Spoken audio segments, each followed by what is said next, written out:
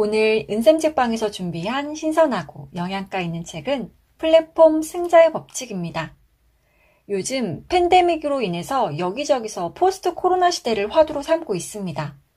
최근 유튜브에서도 이런 내용과 관련된 영상들이 쏟아져 나오고 있는데요. 사실 그래서 저도 이 책을 읽어보게 되었습니다. 코로나19로 가속화된 언컨택트 시대가 과연 일시적으로 끝나고 말까요? 대다수의 경제학자들은 그렇지 않을 것이라고 예상하고 있습니다.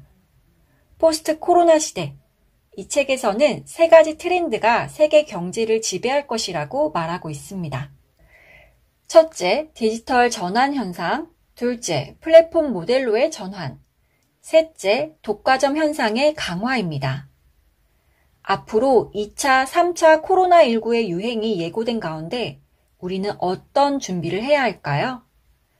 오늘은 이 책 플랫폼 승자의 법칙을 통해 미래를 앞서가고 싶으신 분들, 비전과 도전 정신, 전략적 마인드를 겸비한 리더가 되고 싶은 분들과 함께 플랫폼 경제에 대해 이야기를 나눠보도록 하겠습니다. 이 책은 한마디로 플랫폼 기업의 최신 동향을 담고 있는 책입니다. IT, 금융, 유통, 제조, 미디어 등 다양한 국내외 기업의 성공 실패 사례를 분석하고요. 케이스 스터디를 집약한 경제 경영서인데요. 개인적으로 경영이론은 좀 생소해서 약간 어렵게 느껴지기도 했지만 경영인이나 기업 임원분들 또는 창업, 경영인을 꿈꾸는 분이 보신다면 비즈니스 사고력을 높여줄 책이라고 생각합니다.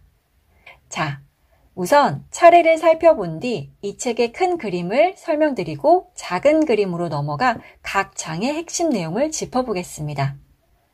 이 책은 프롤로그와 부록을 제외하고 총 2파트로 나뉘어져 있습니다.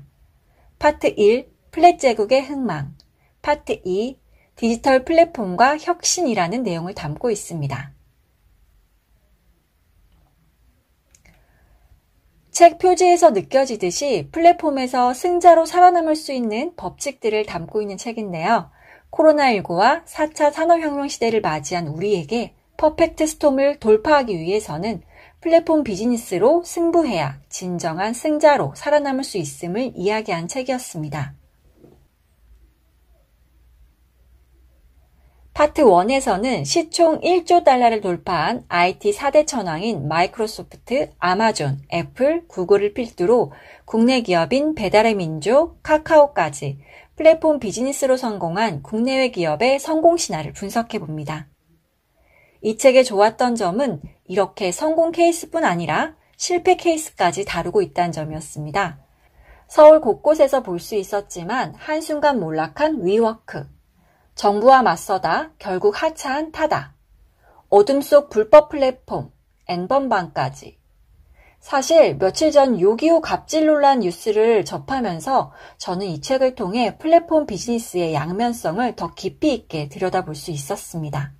그래서 파트 1은 여러분도 재밌게 보실 수 있을 것 같습니다. 이제 파트 2로 넘어가 볼게요. 파트 2에는 경영 이론들이 많이 나옵니다. 좀 더 깊이 있는 통찰이 필요하시다면 이 책을 직접 읽어보면 좋을 것 같고요.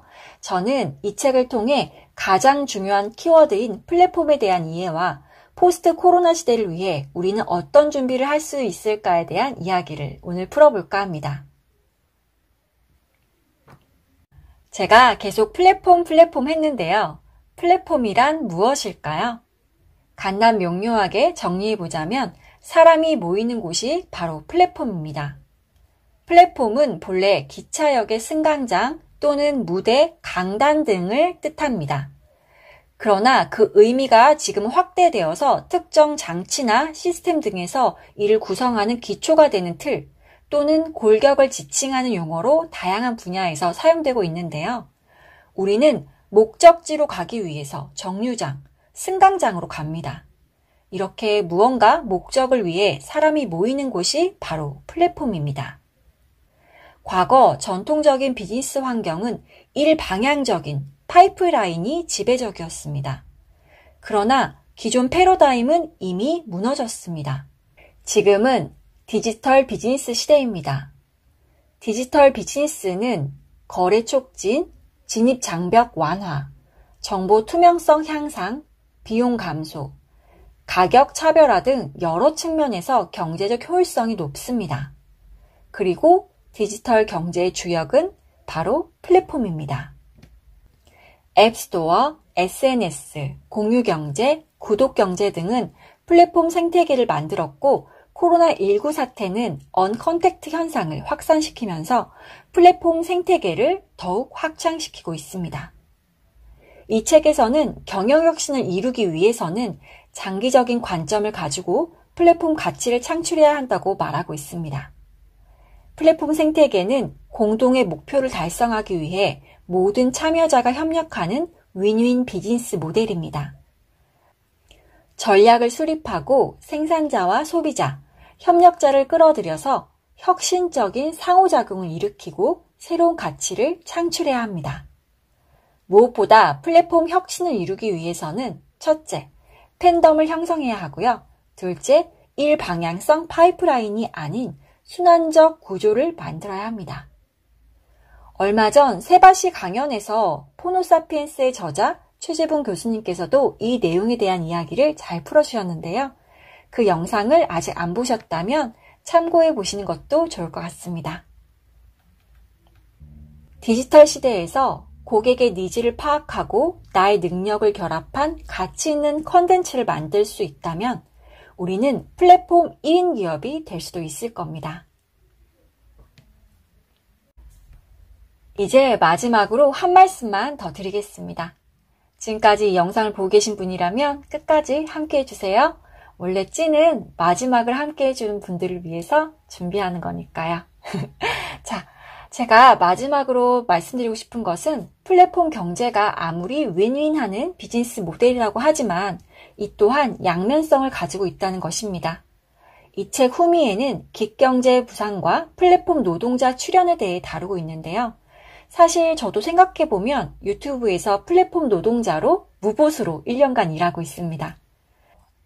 한국고용정보원에 따르면 2019년 기준 국내 플랫폼 노동자는 46만 명을 넘었고 2020년 기준으로는 52만 1000명으로 파악된다고 합니다.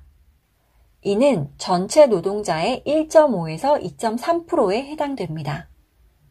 요즘 우리나라도 온라인 플랫폼을 통해 임시직, 일용직, 비정규직, 계약직, 파견직, 시간제, 프리랜서 등 다양한 긱 노동자들이 늘어나고 있는 상황입니다.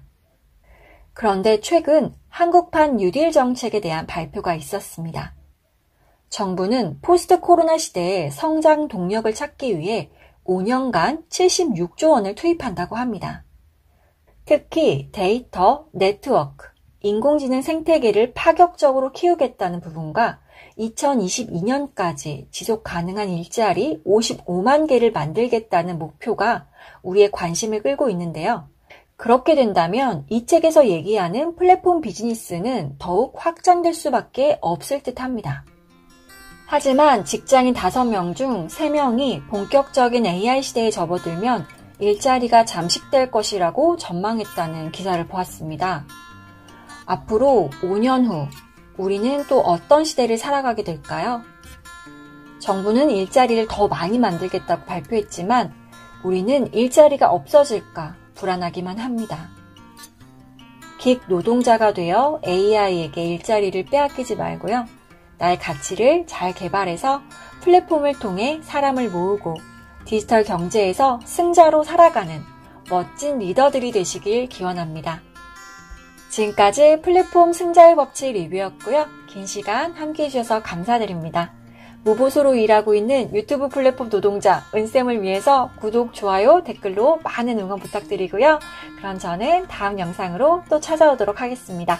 그때까지 모두 건강하시고 행복하세요. 안녕.